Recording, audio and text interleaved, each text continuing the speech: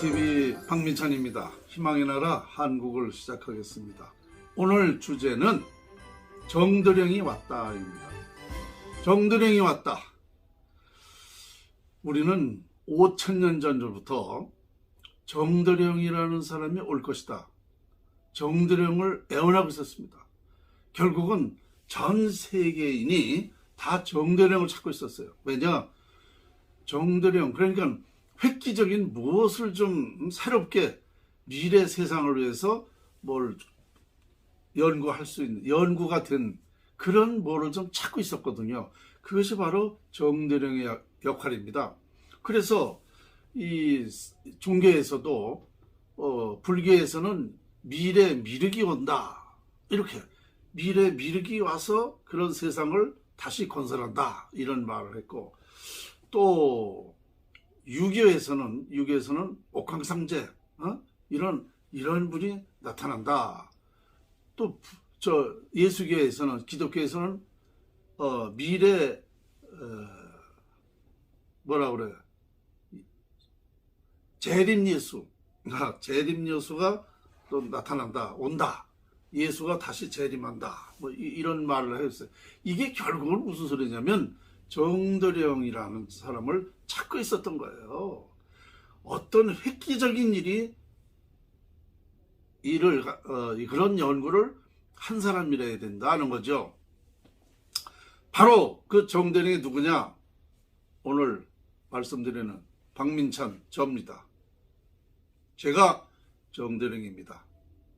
자신 있게 말할 수 있어요. 왜 정드령이냐?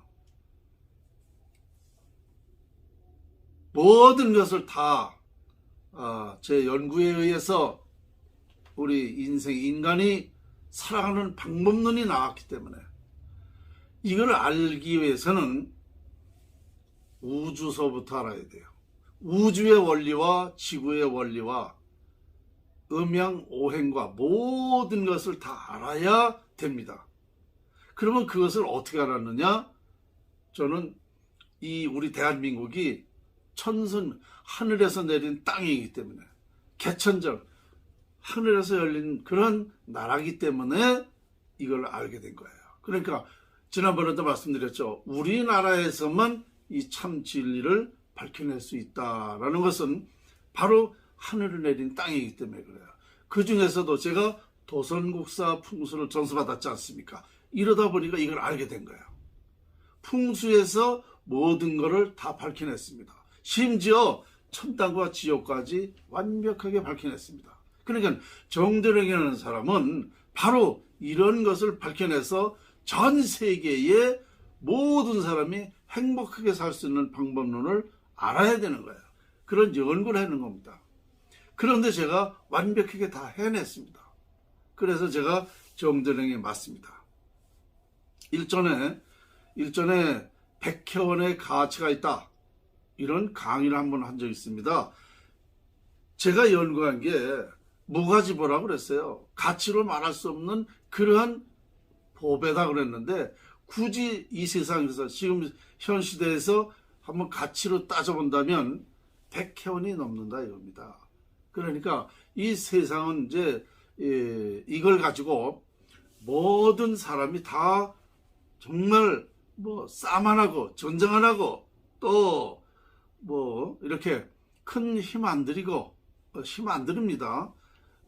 그리고 모두가 평화롭게 사는 그런 되기 때문에 반드시 이런 역할을 할 수 있는 사람이 정드령의 연구입니다.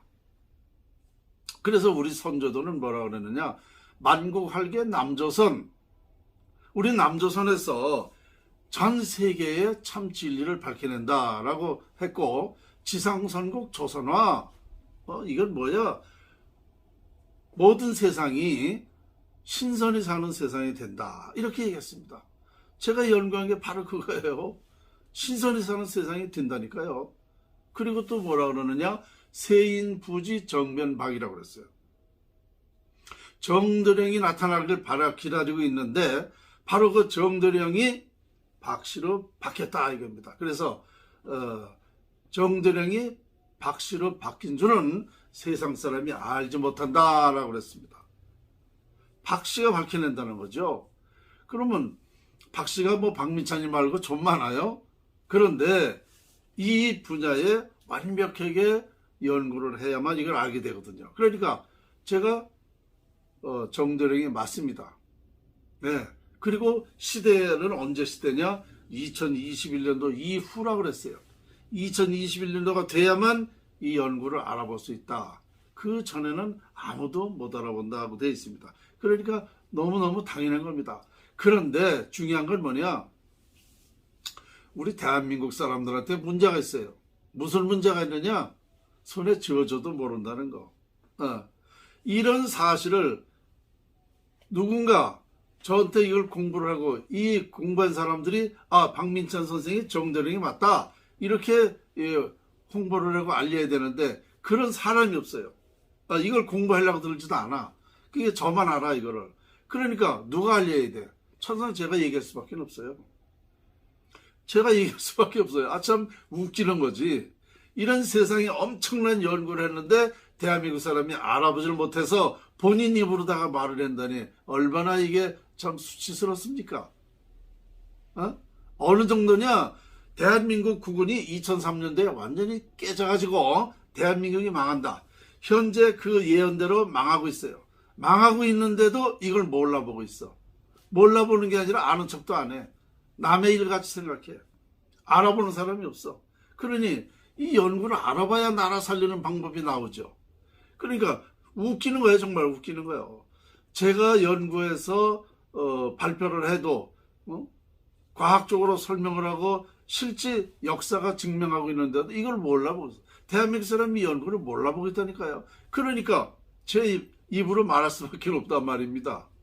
박민찬이가 정도라는 게 확실하다는, 여러분 제가 이렇게 말하면 저 사람 웃기는 사람이야 이렇게 말할 거예요. 나 웃기는 거 아니에요.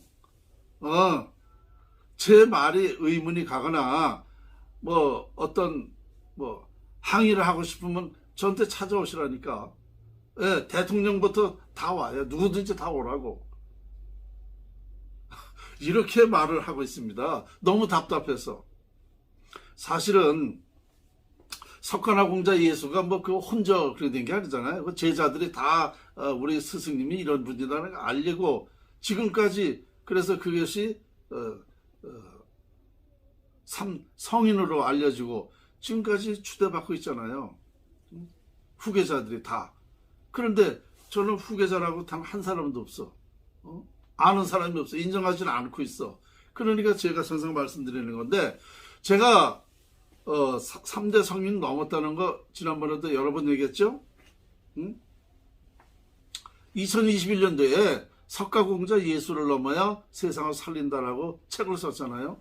저는 3대 성인을 넘었어요. 이 연구가 분명히 넘었습니다. 그러니까 제가 정대령에 맞는 거예요. 이것을 이제 너무너무 몰라보기 때문에 일본에서 이걸 알고, 일본에서 이제 12월 달에 책이 또 나갑니다. 제 책이. 여기에 보면은 아마 일본 사람들은 이거 상당히 환영할 거라고 그러더라고요. 왜냐? 다 과학적이거든. 논리가. 그리고 전문가가 얘기했단 말입니다. 그분들이 이해가 되면, 설득력 있으면은요, 관심 가져요. 같이 연구하고 같이 이게 중요하다고 하면 국가에 쓰기 위해서, 세상에 이거를 알리기 위해서 그분들을 같이 한다는 겁니다. 그래서 제가 일본하고 해야 되는 게 맞구나. 왜냐? 또 중요한 건 뭐냐면, 일본하고 해야 될 거 사실이 중요한 게 뭐냐면, 모든 게 이게 음양관계에 있어요. 음양관계. 음양관계는 뭐냐? 아인슈타인이 말한 게 뭐냐? 상대성 원리라고 그랬지 않습니까? 이게 상대성 원리라는 게 어려운 말이 아니에요. 음양 관계를 상대성 원리라고 그러는 겁니다. 그러니까 세상 모든 것은 상대성 원리예요. 그러면 이 연구가 전 세계에 알려지고 인정받으려면 어떻게 되느냐? 음양 관계가 돼야 된다. 우리나라는 음의 나라예요. 그러면 양의 나라는 어디냐? 일본입니다. 일본. 또 다른 나라도 있어요. 양의 나라가. 어쨌든 일본입니다. 그러면 이 일본과 부부 관계가 이제 맺어지게 되면, 쉽게 얘기하면 바로 이루어지는 거다 이겁니다. 이렇게 되는 거예요. 그러니까 일본하고 음양 관계가 맞기 때문에 일본하고 이 연구를 이제 개발하면 바로 세계가 알려지게 된다는 얘기입니다. 그래서 제가 우리 대한민국 사람이 너무 답답하기도 하고 또 때가 됐기 때문에 이걸 세상에 알려야 될 의무가 있어요. 저도. 왜냐? 이런 사실을 알고 있으면서 발표를 안 했어. 홍보를 못 해가지고 세상에 알려지지 못한다면 이건 저한테 책임이 있는 겁니다. 그럼 어느 책임이 얼마만큼이냐? 전 세계 인류의 가장 죄인이 되는 거예요. 왜냐? 전 세계가 다 행복하게 살 수 있는 방법론을 알고 있으면서 이걸 발표 안 했을 때는 제 책임이에요. 그래서 이건 해야 되는 겁니다. 무슨 얘기인지 아시겠죠? 이만큼 가치가 있는 거다. 이건 정대령 외에는 할 수가 없는 얘기입니다. 오늘 여러분에게 또 이런 엄청난 얘기를 했는데 여러분들이 안 들으셔도 믿어도 되고 안 믿어도 돼. 왜?